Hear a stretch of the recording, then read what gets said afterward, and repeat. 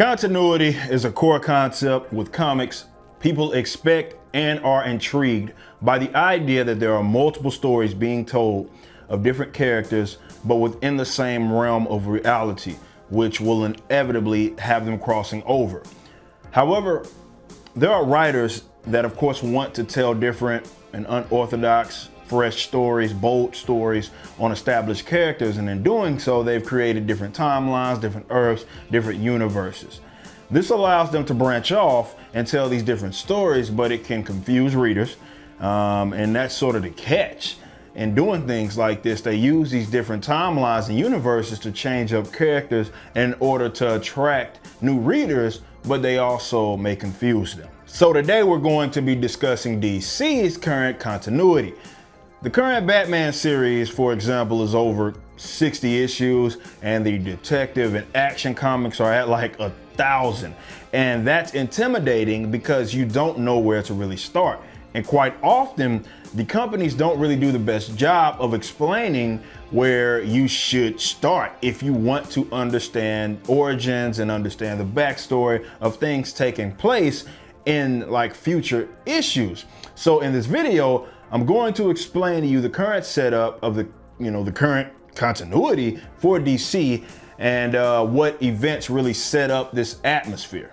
So in the 80s, DC realized they got maybe a little too ambitious with the multiverses, so they had the Crisis on Infinite Earths, which basically merged all of the multiverses into one and rebooted all of the series. Now, there were future crises such as like Infinite Crisis, obviously, and Final Crisis, but the one that's most important is the Crisis on Infinite Earths. But this really changes in 2011 with an arc called Flashpoint, which we will be discussing today. Think of it like this. We are in the DC Universe era of DC Comics, which is just a rebrand really of the Rebirth era. But before that was the New 52 era. So if you want to understand how we got to this point, there are three storylines that you really want to pay attention to. There's Flashpoint, which basically led into the New 52 era. Then there's Convergence, which puts things really into perspective. And then of course the Rebirth pop-off, which popped everything off in the Rebirth era. Now there are sub-stories within these arcs that go really into detail of the characters, but we are going to focus on the main events. This will be a three-part series, so let's start with the first and the obvious, Flashpoint. Okay, so Flashpoint, obviously this deals with the Flash. And we start the story with Barry Allen, aka the Flash, waking up from a nap. He's slacking on the job, sleep, but he wakes up and he's confused at some of the events that are taking place. They call Captain Cold Citizen Cold, for example, and Barry's mom, Nora, is alive. His father is, however, dead, died from a heart attack a few years before all of this in this particular timeline. But things really get put into perspective when Barry asks his mother about Superman. And she not only has, she hasn't heard of Superman, she has no idea who he is. She doesn't know who the Flash is or the Justice League is. She does, however, know who Batman is. So at least they have that going for them. Speaking of the devil, we move on to Gotham. And Batman here, you can see, has red eyes and red on his suit. He's chasing Yo-Yo on the rooftops and he's asking for the Joker. And it's apparent that this isn't really the no-kill version of Batman because he tosses her off the roof basically when she doesn't help him. And the only reason that she doesn't die is because she's caught by none other than Cyborg. Now Cyborg then says that he needs Batman's help, and this army of this little squadron of Cyborg needs Batman's help as well. Clearly, this isn't the same old usual main universe Bruce Wayne Batman. Batman has a different demeanor, and some of these are the heroes again that Cyborg has essentially summoned, saying that they need Batman's help. These are some of the minor characters, and I'll get into some of this as far as who the hell are these guys and what's going on. Before we get there though, even here, right, we see that Iris Allen is not Iris Allen. She's actually Iris West, and that's it. And she has another lover, and you can see that right here. And so you can imagine what Barry's going through when he's seeing this. He's like, all right, something ain't right. But anyway, back to Cyborg and Batman on this rooftop with these heroes chatting. Between this dialogue, we learn some more of what has gone on this Earth. Aquaman and Atlantis, they sunk all of Western Europe, and Wonder Woman and the Amazons took over the UK. So between both of them and their conquest, over 130 million people are dead. And Aquaman and Wonder Woman want to rule over the world. And Cyborg basically wants Batman's help to stop this war between them. We also get dialogue between Cyborg's colleagues, and some of them really hate each other, right? They absolutely cannot stand each other. And some of these, again, they're minor characters. You're not going to really understand who they are, except the obvious, and that's Billy Batson, aka OG Captain Marvel, Shazam. Now this version though, that's Billy right here, this isn't just Billy Batson, or this version of Shazam isn't just Billy. Remember, Shazam is like an acronym representing the powers of different immortal elders. Here, all the kids represent an immortal elder, and together they then turn into Shazam. So if one of them is missing, they can't be Shazam. Moving on though, Batman declines to work with those heroes, and that derails the entire team. Batman, he ended up saying that he was out, he wants no part of this, and that really made the others want to really not be a part of this. He was the key factor here. But he's driving, Barry Allen that is, to Gotham to go see Batman, and you see the Wayne mansion, but it's ran down, and there's no Alfred. Instead, he's met by Batman, who is slapping his ass up and down. Now, Flash kept calling him Bruce, and this is where we learn that this isn't Bruce Wayne. This is Thomas Wayne. So in this reality, Batman is Bruce's father. This is not Bruce Wayne, this is Thomas Wayne. Moving on a bit here, we have another familiar face in Deathstroke, right? Slade Wilson. So Deathstroke, he's on this ship, which seems to sail too far towards a sunken Paris. And he then runs into Aquaman, as well as, if I can get there, Aquaman and Ocean Master. So they're not enemies here. They're actually working together. That's his brother, but they're working together here. And Aquaman ends up killing Slade. Like, he's cutthroat, bro. This version of Aquaman is a cutthroat Aquaman. And moving on really back to Gotham here, we see conflict between Thomas Wayne Batman and Barry Allen. They're fighting with each other here, or more so Barry Allen's getting his ass whooped. So it's key to mention here that Barry does not have his powers. He doesn't have them at all. And that's why obviously he can't really do anything in this conflict. But there's all these sorts of memories and stuff that he's having right here, Barry, like in the middle of this conflict. And basically what's happening is his memories are beginning to change. So he can remember what's taking place in this world. This conflict reveals also that this ring, which has his costume, he ended up finding it. But inside it isn't his suit, it's Reverse Flash suit. So he's assuming that Eobard Thawne is behind all of this. Thomas is intrigued by this idea of a world where he died instead of Bruce. And that's what really, it seems like the reason as to why Batman is listening to him and why Batman will consider like working with him. So here we get our first look at Wonder Woman, who has the lasso of truth on Steve Trevor, who happens to be in London looking for Lois Lane. Now going back to Gotham here.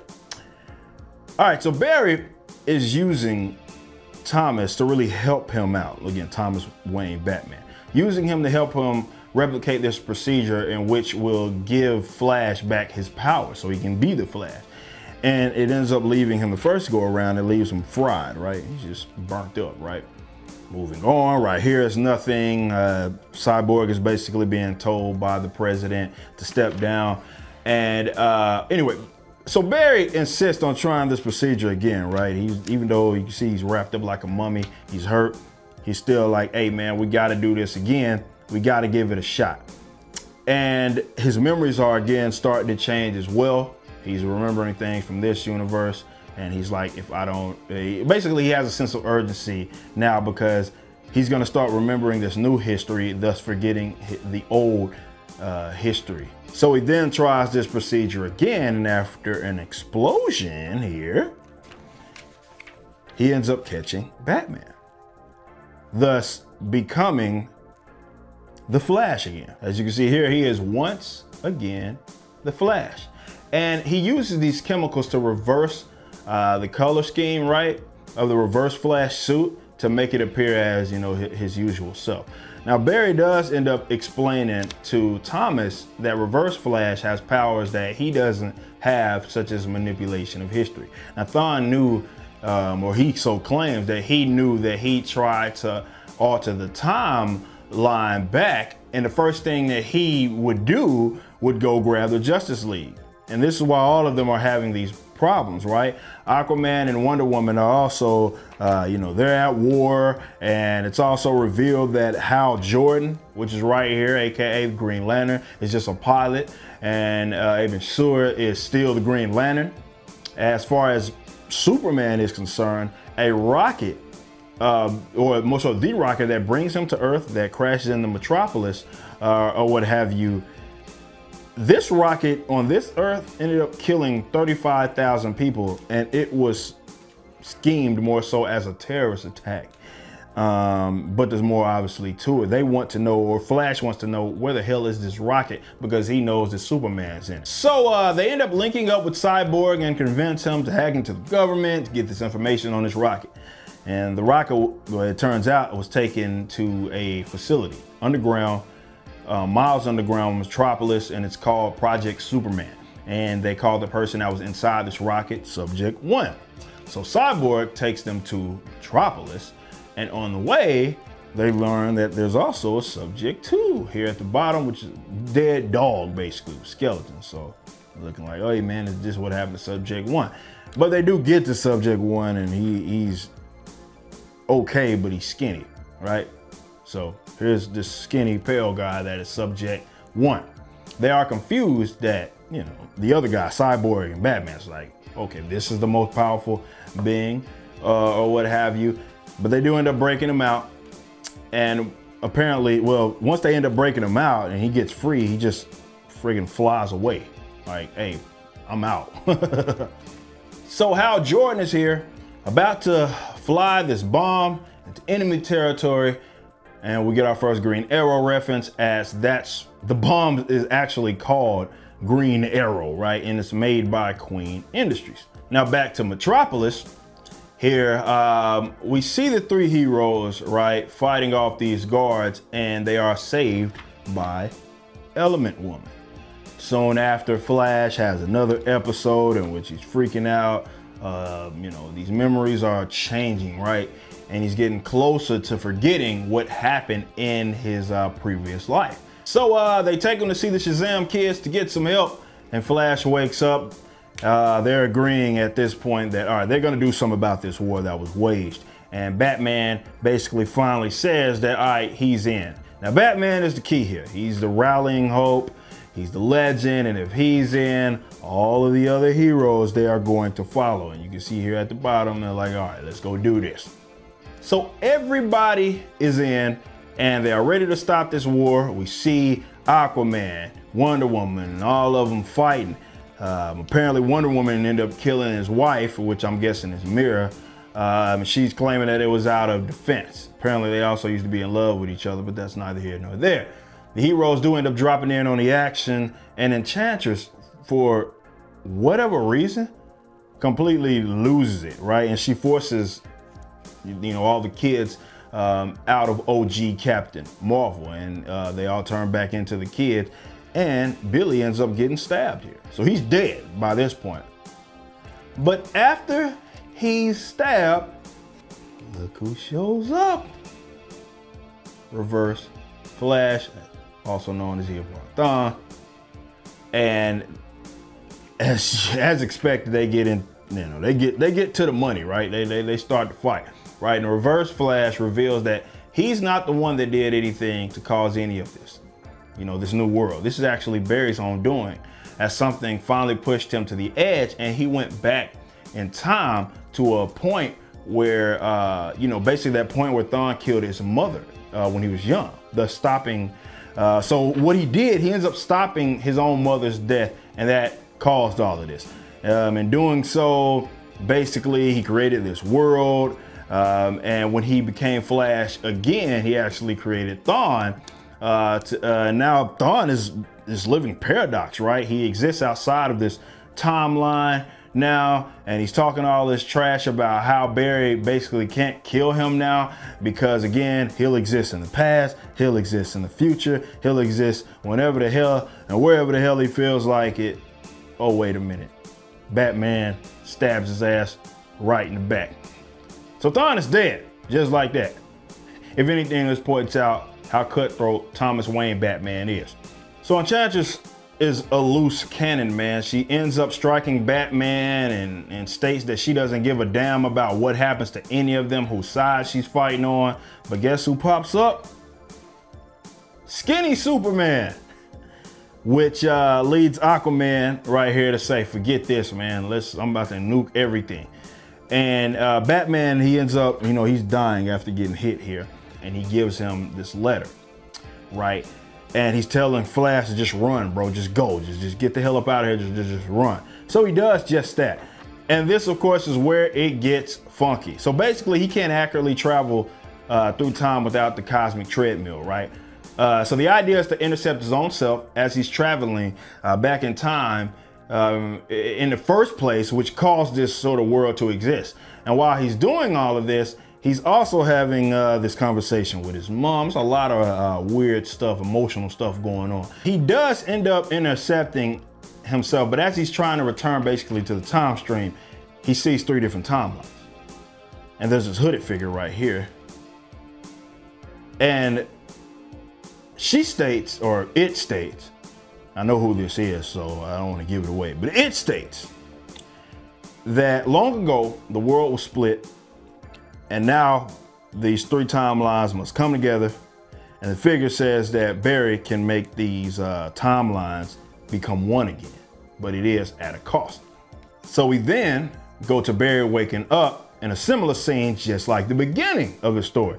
And he runs to Batman, and he tells him what happened.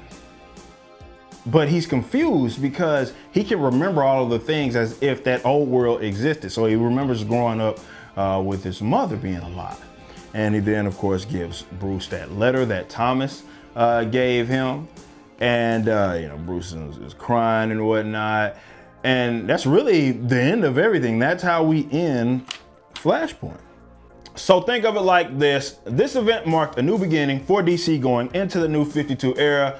And it allowed them to change whatever the hell they want to because, again, those timelines merged or whatever in Flashpoint, which created different histories and different origins of a lot of these characters. And it allowed them to do whatever the hell they want. It really flipped the entire universe on its head. So if you started at New 52 era, there's almost no point in really reading anything before that, like pre-Flashpoint, in all honesty. But there's another big arc that took place about a few years ago, or so, really, I think it's like 4 or 5 years ago.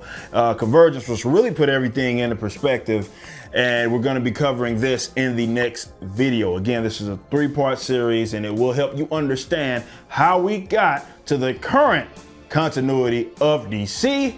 Until next time, man, y'all be easy.